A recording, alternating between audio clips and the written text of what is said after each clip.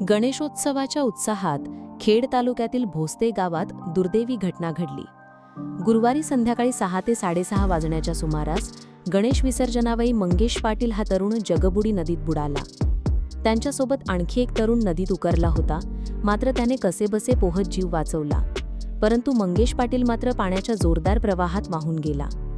या घटनेची माहिती मिळताच खेड नगर परिषद, अग्निशमन दल, विसर्जन कट्टा पथक, खेड रेस्क्यू टीम तसेच पोलीस प्रशासन घटनास्थळी दाखल झाले। यासोबतच NDRFचे जवान, तहसीलदार, प्रांताधिकारी आणि मोठ्या संख्येने पोलीस अधिकारी व कर्मचारी यांनी रात्रभर शोधमोहीम सुरू ठेवली।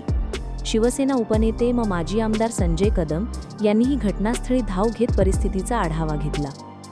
भर पावसात आणि नदीच्या काठाकाठाने अथक परिश्रम करत तब्बल 22 तासांनी म्हणजे शुक्रवारी 29 ऑगस्ट रोजी दुपारी 4 वाजता अखेर मंगेश पाटील याचा मृतदेह भोसते परिसरात सापडला।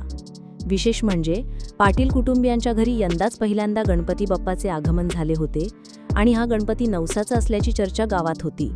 मंगेश पाटील यांच्या पश्चात पत्नी आणि 2 मुले असा परिवार आहे। आनंदाच्या वातावरणात घडलेल्या या घटनेने त्यांच्या कुटुंबावर दुःखाचा डोंगर कोसळला असून परिसरात शोककळा पसरली आहे। 24 न्यूज रत्नागिरी, खेड।